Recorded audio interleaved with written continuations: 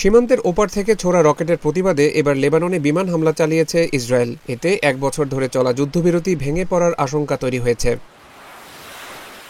বার্তা সংস্থা রয়টার্স জানায়, স্থানীয় সময় শনিবার লেবানন থেকে উত্তর ইসরায়েলের সীমান্তে রকেট হামলা চালানো হয়। এরপর পাল্টা হামলা চালায় ইসরায়েল। এই ঈদে জামা জুতো অ্যাক্সেসরিজের ডিসকাউন্ট।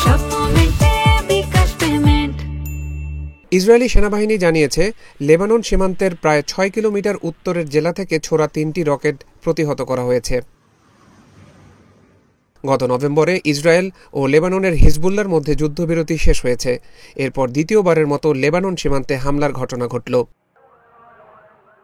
ইসরায়েলি বাহিনীর হামলার বিষয়টি নিশ্চিত করে প্রতিবেদন প্রকাশ করেছে ইসরায়েলের আর্মি রেডিও। এছাড়া লেবাননের রাষ্ট্রীয় সংবাদ সংস্থাও এই হামলার খবর দিয়েছে। তারা বলেছে, দক্ষিণ লেবাননের ২টি শহরে এবং সীমান্তের কাছাকাছি ৩টি শহরে বিমান হামলা চালিয়েছে ইসরায়েলি বাহিনী। তবে উভয় পক্ষে হতাহতের কোনো খবর এখনো পাওয়া যায়নি। লেবানন ভিত্তিক হিজবুল্লাহ সংগঠনও এখন পর্যন্ত ওই হামলার বিষয়ে কোনো মন্তব্য করেনি। এদিকে ইসরায়েলে ইয়েমেনের হুতি বিদ্রোহীরাও ক্ষেপণাস্ত্র হামলা চালিয়েছে। ইসরায়েলি সামরিক বাহিনী জানিয়েছে, শুক্রবার রাতে তারা ইয়েমেন থেকে আসা একটি ক্ষেপণাস্ত্র গুলি করে ভূপাতিত করেছে। ইসরায়েলি ভূখণ্ডে আঘাত হানার আগেই ক্ষেপণাস্ত্রটি ভূপাতিত করা সম্ভব হয়েছে বলে জানানো হয়। ওই হামলার দায় স্বীকার করেছে হুতি বিদ্রোহীরা।